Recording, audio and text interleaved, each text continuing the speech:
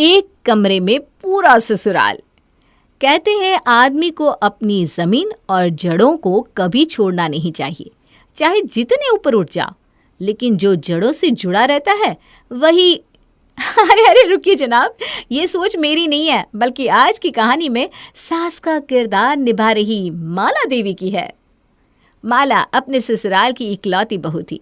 जब वो शादी करके इस घर में आई तब उसके परिवार में कुल 3 लोग थे, माला, उसका पति और बूढ़ी बीमार सास।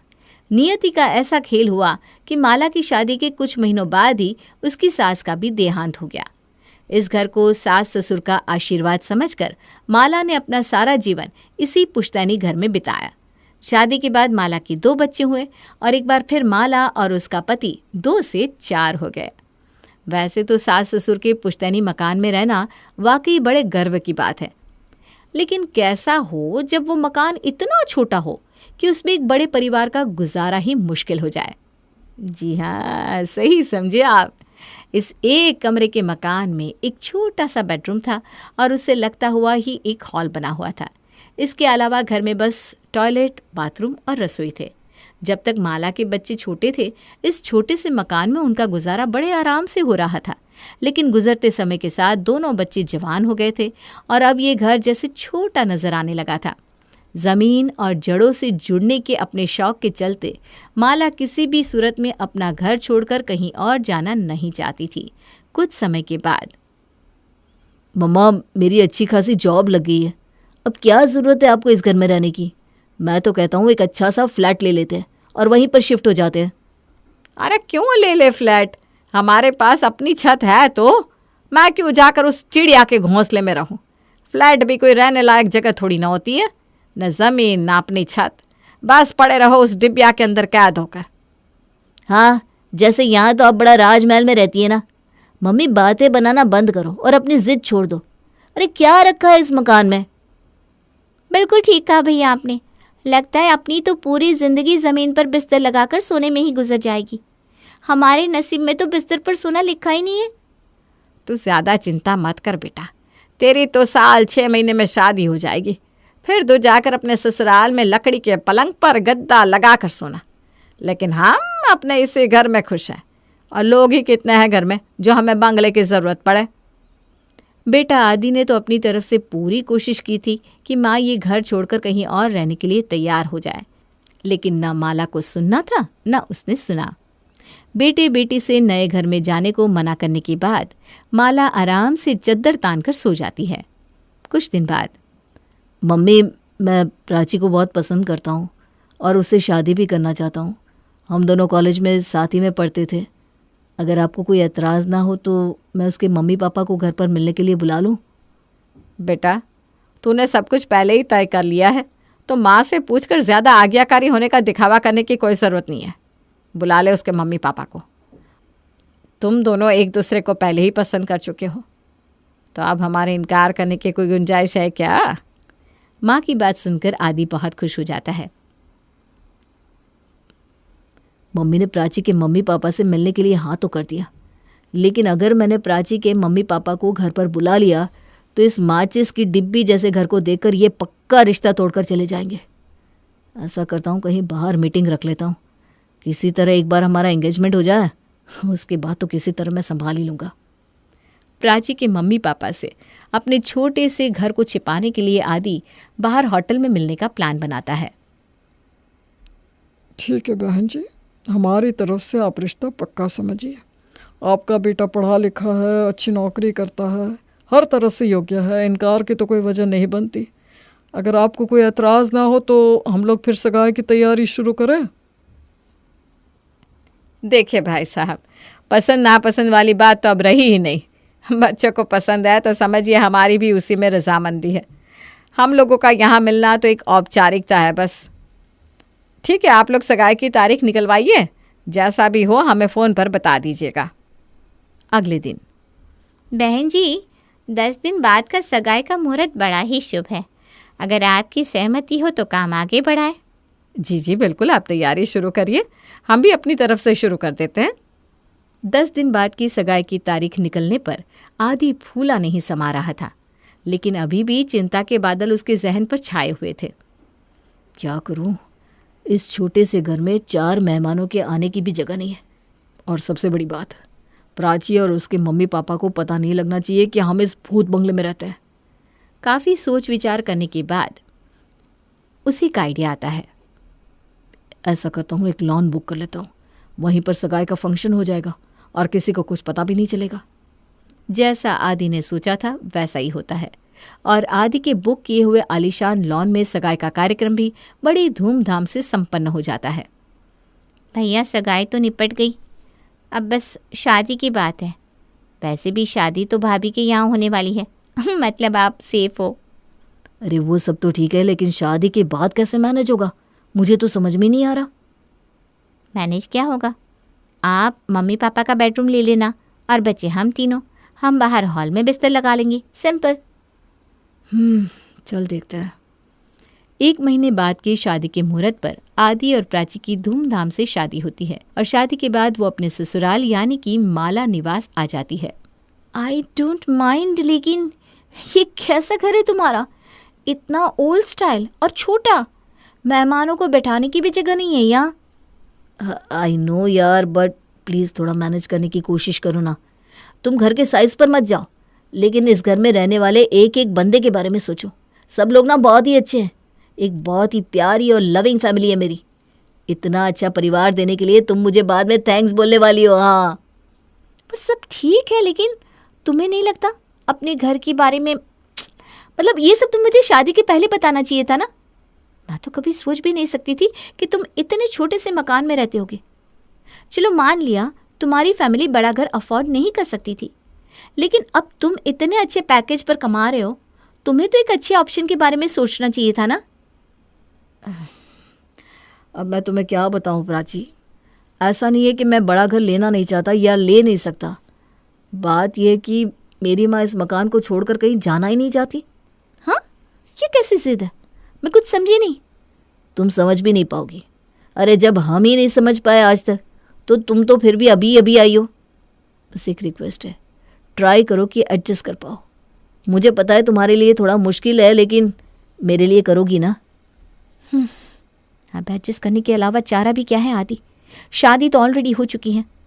ठीक है, आई ट्राई माई बेस्ट। आदि ने अपनी पत्नी को तो किसी तरह मना लिया था, लेकिन वो जानता था कि ये सब इतना आसान नहीं होने वाला है। घर में नई दुल्हन आई थी तो 2-4 रिश्तेदार भी अभी तक घर में जमा थे।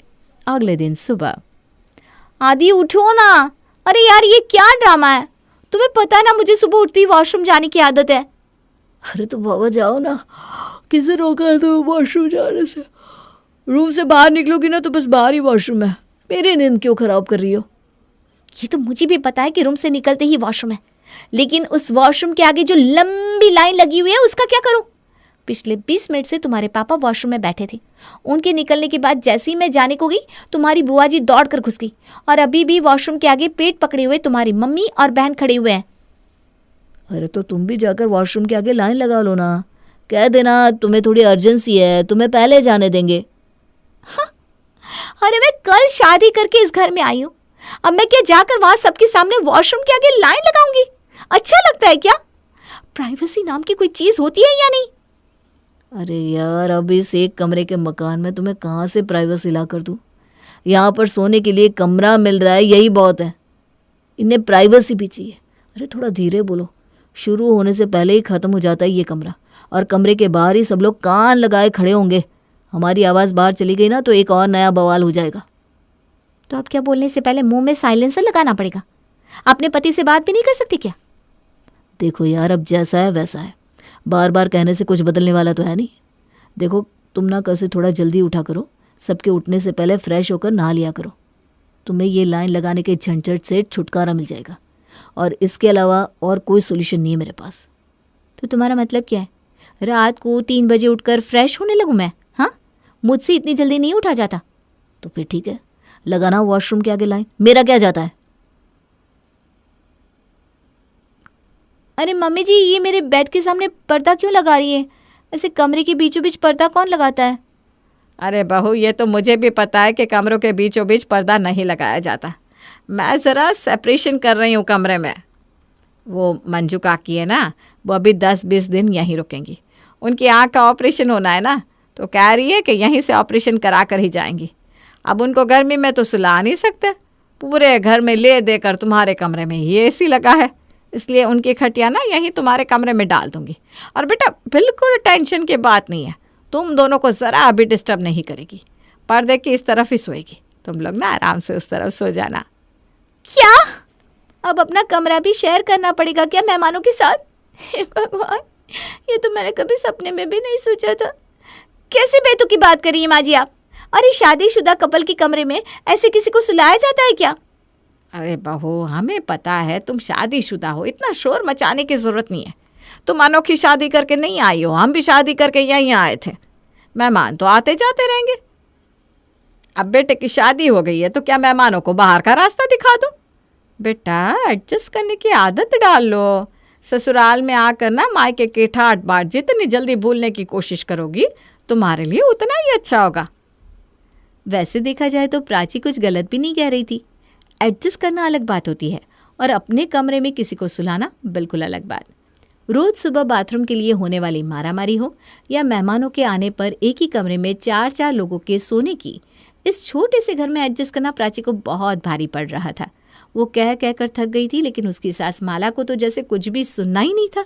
कुछ दिन बाद, अरे बहू आज कुछ बढ़िया सा बना लेना, मेरी छोटी बहन पूरे 5 साल बाद कनाडा से आ रही है, आज ना सच में बहुत खुश हूँ मैं।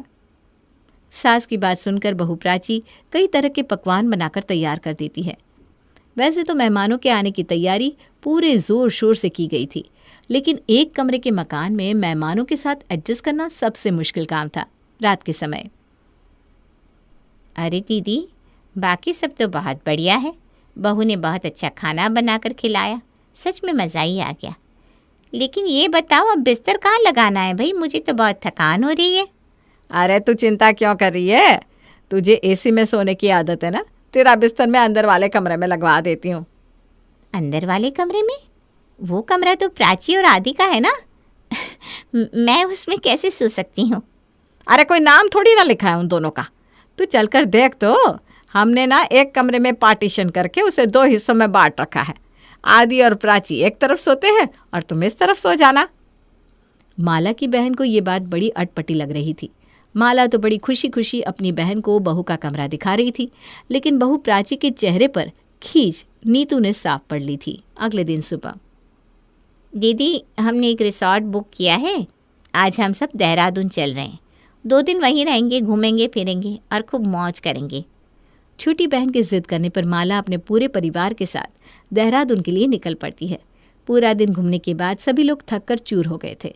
रात के समय जब वे लोग रिसोर्ट में पहुंचते हैं तो देखते हैं इतने बड़े परिवार के लिए नीतू ने सिर्फ एक ही कमरा बुक किया था। अरे नीतू, 5 लोगों का परिवार तो मेरा ही है और 3 तुम, कैसे रहेंगे 8 लोग एक कमरे में? कुछ तो दिमाग लगाती। अरे पैसे बचाने के चक्कर में ये क्या किया तूने? अब जाकर रिसेप्शन पर पता कर, अगर एक आध कमरा खाली हो ना तो बुक कर लेते हैं। नहीं दीदी, बात पैसे की तो है ही नहीं। अब आपकी बहन इतनी गरीब भी नहीं है कि 2 या 3 कमरे बुक ना कर सके। अगर पैसे की बात नहीं है तो क्यों नहीं किए तूने 3 कमरे बुक? तू सोच कर बता, कैसे 8 लोग इस एक बाथरूम को इस्तेमाल करेंगे? सोएंगे कहाँ? यहाँ तो कमरे में बस एक ही बिस्तर है।